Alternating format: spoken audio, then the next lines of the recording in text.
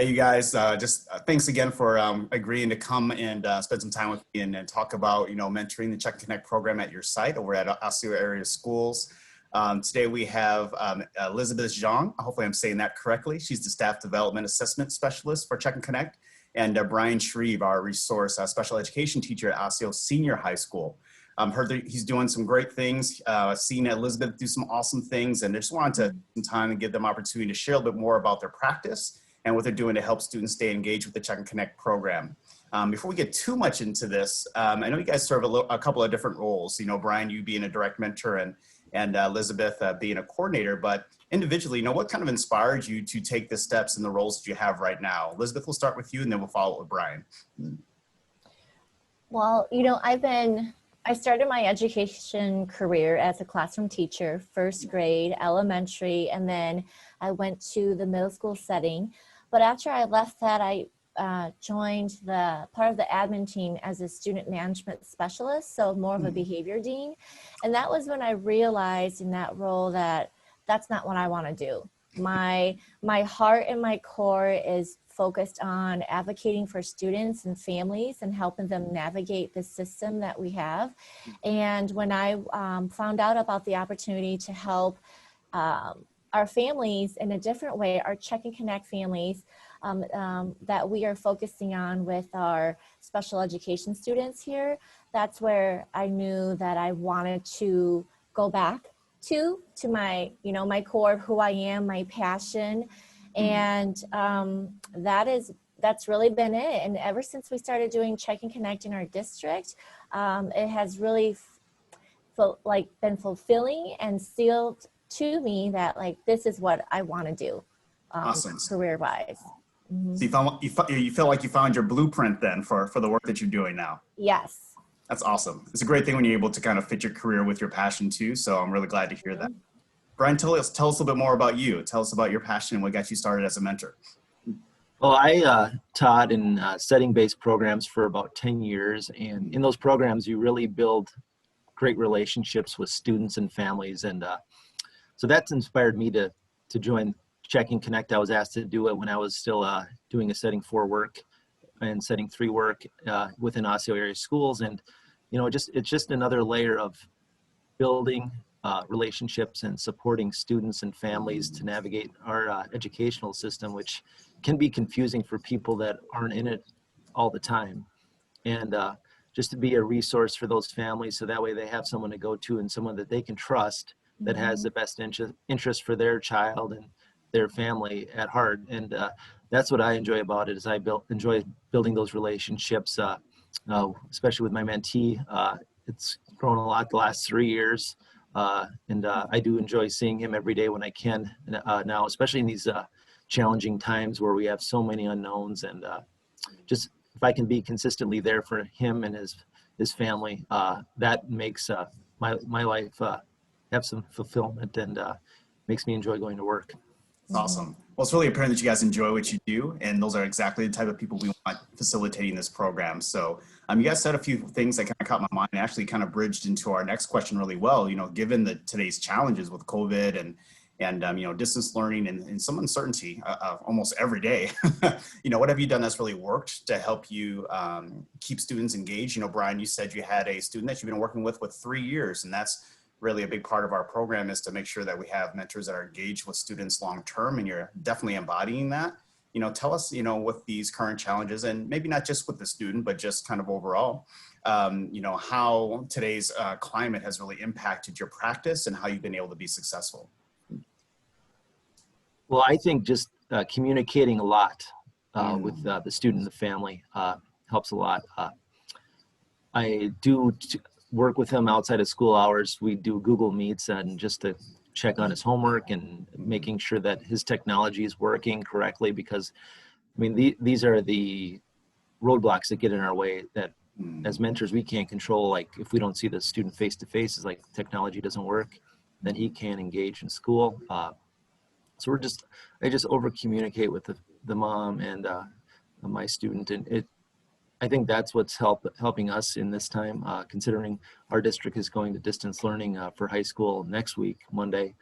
We kind of have that foundational skills for him where he's comfortable with going online now and doing schoolwork. Actually, we're going to meet, him and I are going to meet probably at 10 o'clock this morning to work on some Algebra 2, because today would be his day that he's working from home. So I have some time this morning so I can just check in with him, making sure that he is doing what he needs to do. He has everything that he needs from me in the school, and just kind of checking in to see how he's doing, because I mean, like you said, these are like there's so many unknowns. Who knows how long we're going to be out of school, and I just need him to know that I'll be here for him, even if it's just virtually. I mean, he knows how to get a hold of me, and I usually get back to him pretty quick if he sends me Schoology messages or anything like that. Outstanding. It sounds like a pretty good system of ensuring that students not only know, one, that you're there, that you care. I mean, I hear a lot of things in what you're doing that speaks to investment and commitment, and some of those things are intangible. They don't necessarily come with a job description, but you're really embodying those, and that's really impressive, and it's actually very inspiring for me, because it's very easy to kind of take the status quo in terms of how things are right now, and can be a reason or even an excuse to kind of maybe draw back a little bit, or just be frustrated. And it sounds like you've really leaned into that, which I think is really powerful. And I'm glad you're able to kind of speak to that. Let me ask a quick question, just kind of to piggyback off that. And then Elizabeth, I have a question for you to kind of follow that up.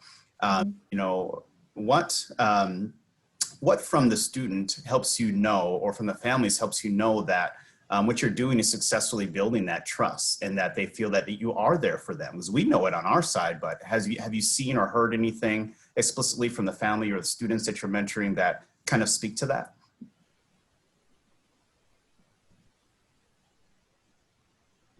That one's for you, Brian. Oh, that's for me. Okay.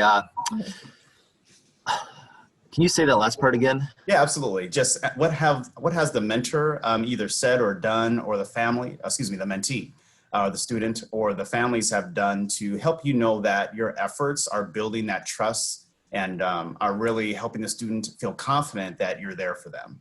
I mean, just when they say thank you for your help and support, and just when they reach out to me, like with questions and concerns, like without like me having to probe them for those like questions or concerns, I think that knows that they can come to me, and they trust me, and that I have their best interest in my mind and in my heart, and just that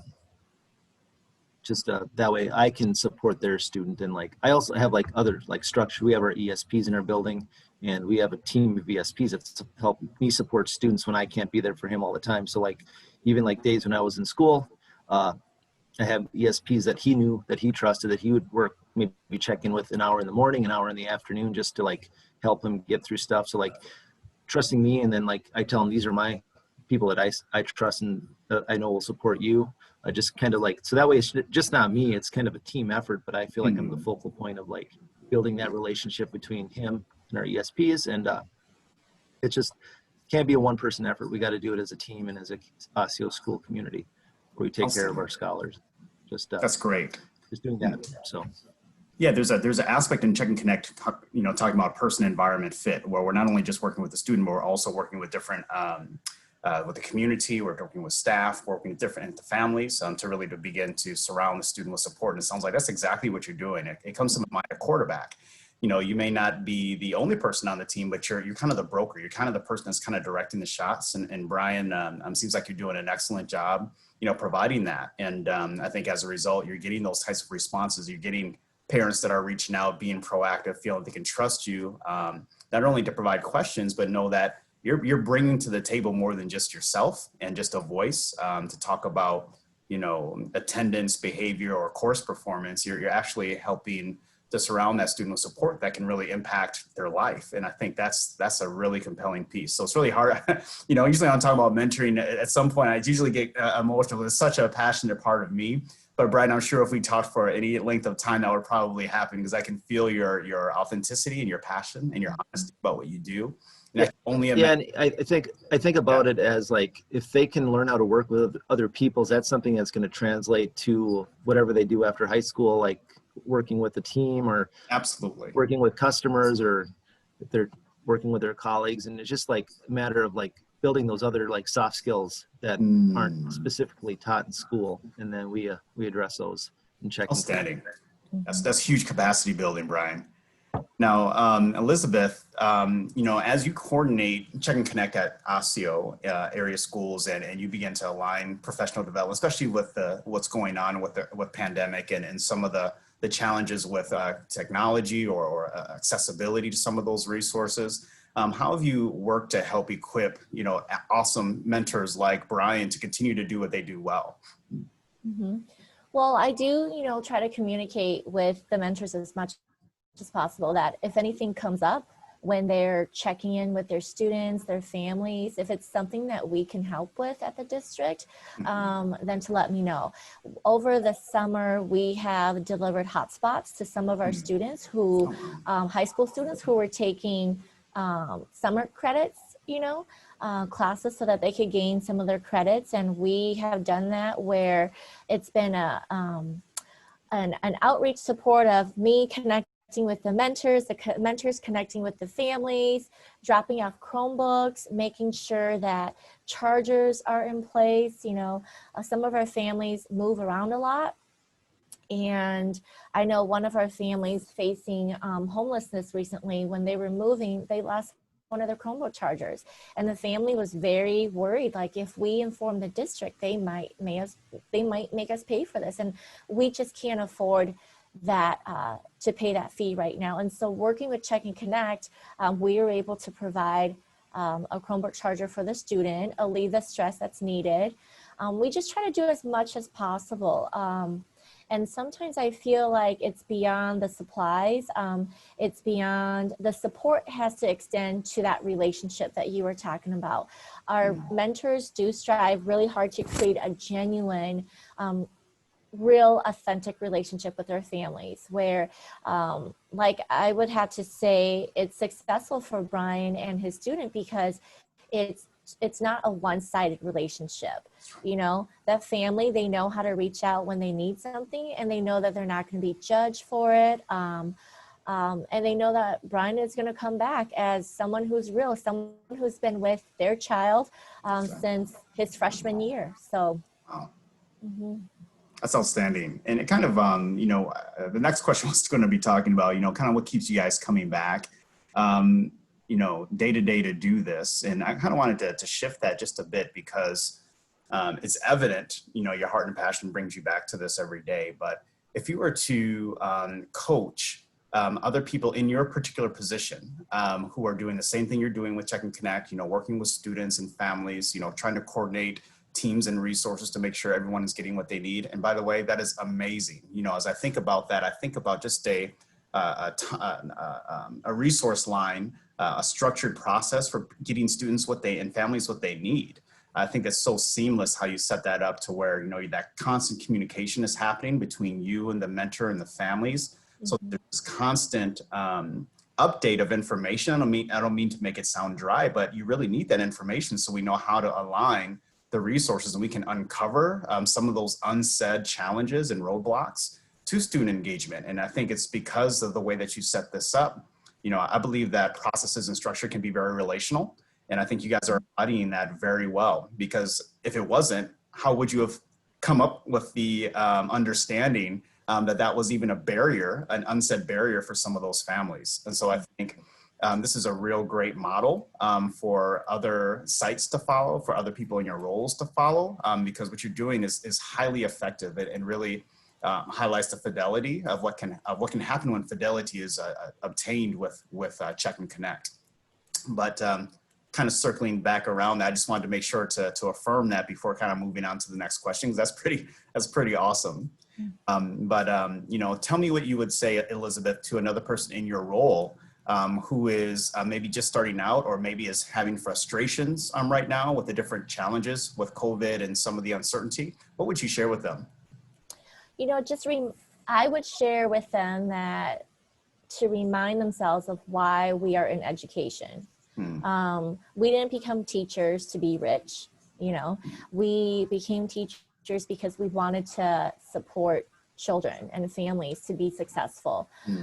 This is a challenging time, but I always say to mentors and other teachers and colleagues, like, if this is a challenge for us right now, I can't even begin to imagine what our students and families are going through during this time. And most importantly, our students have been telling us like they need us. They need us. They look at us they look to us for support. You know, when they come into the building, we try not to let them know that we are stressed and overwhelmed. We smile, we welcome them with open arms, and we provide them education that's of value and of rigor. And that's our job. That's what we do. We are here because of them. So just reminding people that I know this is a challenging time of unknowns and newness and a lot of different stuff going on right now. But one thing that stays constant is our students. They're always there for us, and they're always looking for us for support. So sometimes it's not always just a technical thing. Sometimes it's returning to the heart and the purpose and the why behind fuels the things that we do on a day-to-day basis and provides a sense of meaning. Would you say that's yes. Outstanding. Thank you for articulating that. Brian, what would you say to a mentor who's either struggling right now or just getting started thinking about being a Check and Connect mentor? What would you say? I'd look for all the positives that they can find, because I think if you dwell on things that are negative and things that are out of our control, it's going to consume you and just like put up your own mental roadblocks. And we need to be like as positive as we can, but we still have to be real with what's going on in society. I mean, there's so much uncertainty with this upcoming election, social unrest, the COVID pandemic, what's happening right now. And I kind of related to, I officiate college football, and it's an emotional game, and coaches and players, their emotions kind of are roller coasters during the game. And I have to be like this steady person throughout the game. I can't let my emotions get too high or too low. And I think I just need to stay at that level where I look at the positivity of things, but also realize that there are things out there that are out of our control, and we have to figure out how we support our mentees and their families with those like uncertainties and that are out there. And then I would just tell that to someone that's a mentor and is not sure how to do it. Just we can control what we can control ourselves and provide those supports for our mentees as consistently as possible. What a great analogy. I mean, I think about if a referee just begins to ride that roller coaster, what would happen in the game? I could only imagine that. So that's a really great analogy to keep in mind, is that we know kind of the structure, we know how things are supposed to flow. We have access to what we have access to. We don't have access to things that we don't have access to. You know, we only have agency over so many things, and to be able to focus on the positives, I think is a really great, it can sound almost cliche, but I think it is super powerful if you actually do the work to focus on we can focus on the negative all the time. That's what worry is. And it doesn't necessarily change or add value in any particular way, but to focus on the positives, to really be, to scrutinize our work on a day-to-day basis, or just to examine it and say, oh, wow, well, this is happening here. This innovation is happening here. The student has grown here. I'm having more consistent communication with families here. We found this resource. I think we can really build a different kind of momentum, that I think can be influential in our spaces. So thank you guys for sharing that.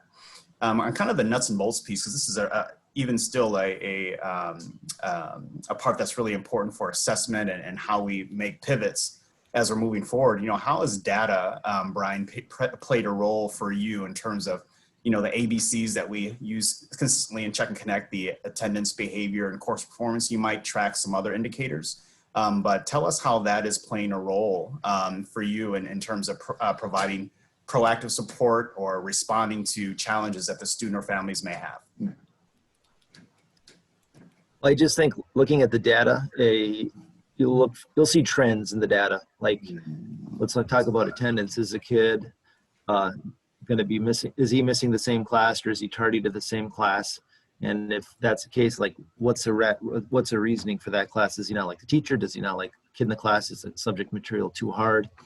And also with the behavior, you look for trends in the behavior. Like, is it in the same certain class? Is it something going on at home that you're not aware of? And then you got to call home and ask the family, has there been a change at home?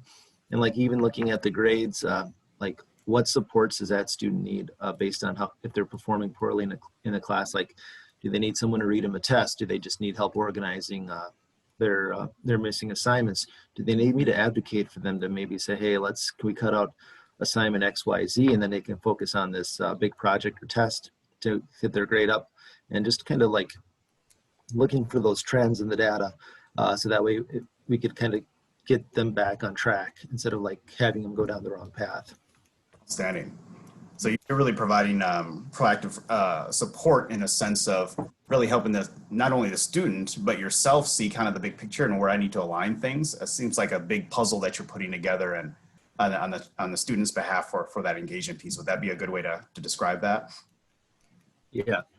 Yeah. Yeah. Wow, you're doing an excellent job, brother. Yeah, be a student so I can get mentored by someone like that. That's pretty cool. Because that's a part of our training. We talk about an adult that has made an impact in our lives. And a lot of the reasons why they made an impact are the things that you both are doing right now. So you're making an incredible impact on our students' lives and in their And for myself as a case manager, like it does help that he is on my caseload with because I do have to like track data for his IEP. Yeah. And it doesn't just makes my job a little easier. Just because I have to have good data when we have our annual IEP meetings or I'm writing progress reports for him. So, and then also Elizabeth creating the forms to help us track data. I filled the new one out for this year last week, and it's so much easier. I think if the data collection tools are easy for mentors to use, they're going to be used with more fidelity than I think if they were a little more cumbersome and a lot of clicking and stuff. So.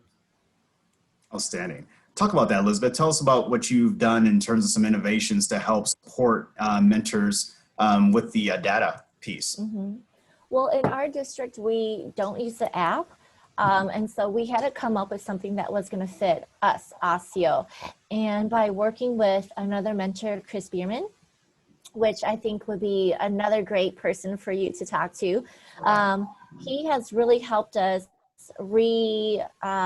formalize like our data form and tracking form. So this year we created a Google form in which there are just questions that we are asking, and the mentors will go through and just provide that answer in there, and the Google form will take the information and throw it back to a Google sheet where the data will be organized.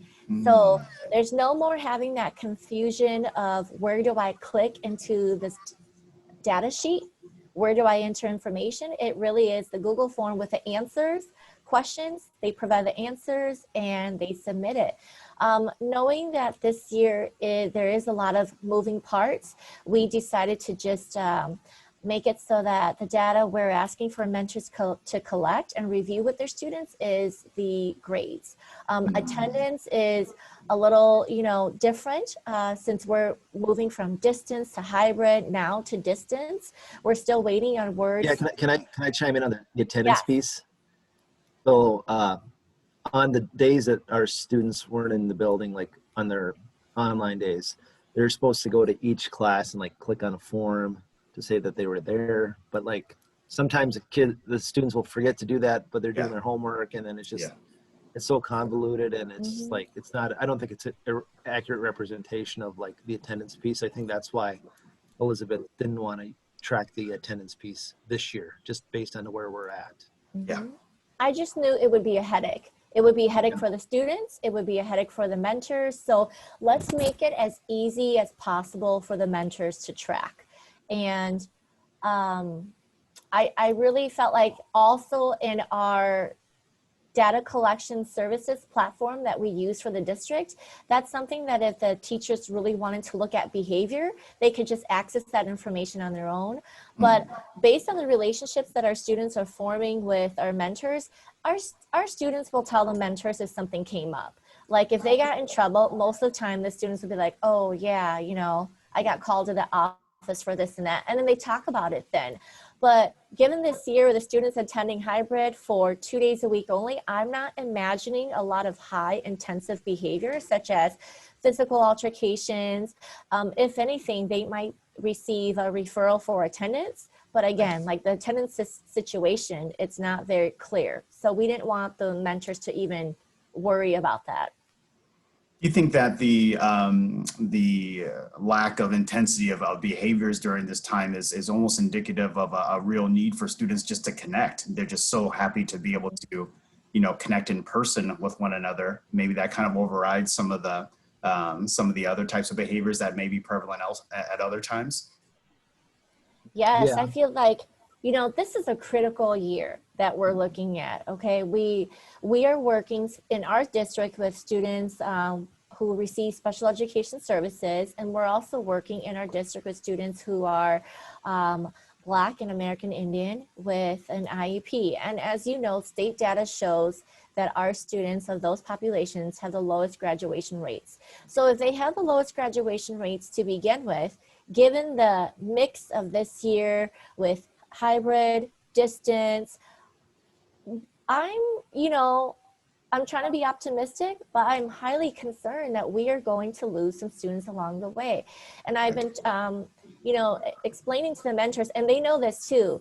If Check and Connect has never been any more important, this is the year where even before school started, we had students and parents, families reaching out to mentors ahead of time, something that's never happened before. Because given the mix of communication they were receiving from the district, they didn't know who to ask. So they reached out to their mentors for support. And that just seals it and is a testament of that our mentors, the work that we're doing in Check and Connect is more important than any other components right now. Our students need to feel safe. They need to feel welcomed. They need to feel like someone has their back in case they're confused. And so that's what Check and Connect is doing for them. Outstanding. Thank you, Elizabeth, for your commitment. And also you, Brian, in that. Did you have anything you wanted to share in that regard too, Brian? Yeah, I mean, just like I'm not seeing anything like behaviors when we had 2,200 kids in the building. I mean, there's just not the people there. And I think that kids want to be there. They want that structure and routine and a caring environment where people want to see them and help them. And I just think that that is something we can look into further down the line. It's like, why weren't the behaviors there this year that there could have been last year? And like, what can we do to like maybe model some of those routines and stuff in our school day to help keep us on, like, because I think the behaviors kind of can get in the way of someone's academic progress. And how can we just make sure that we continue this path with behaviors? Because I mean, if they learn that they can be at school and not display negative behaviors and still get support, that's going to be a good thing in the long term for those students. Outstanding. You guys have given such a beautiful picture of what can happen in the lives of our parents and families and even our team as we do this well. And it's not just about Check and Connect, it's the people that do it. And, I'm really glad I had the opportunity to share this time with you, Brian and Elizabeth. I couldn't have had two better people to kind of start this off with. And I hope the people that watch this are really getting a lot of good data and feedback and vision, for what their program can be and the impact that it can have, even in the midst of really chaos. There's so many uncertainties, so many things that are changing on a day-to-day basis. But I'm seeing and hearing a lot of consistency, a lot of stability. And because of that, students are going to continue to be able to succeed. So I'm really glad that we can be a part of that journey with you guys. But I thank you guys for really taking this by the horns and really doing it well. Because it's impacting families, obviously, and we're very gracious for that. So, do you guys have any last words before we kind of end things here? I know you guys have plenty of other things to do today, but any last words for us before we part?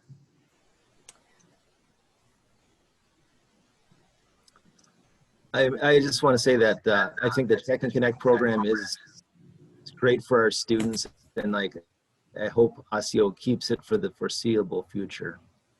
Outstanding. Wow. I hope so too.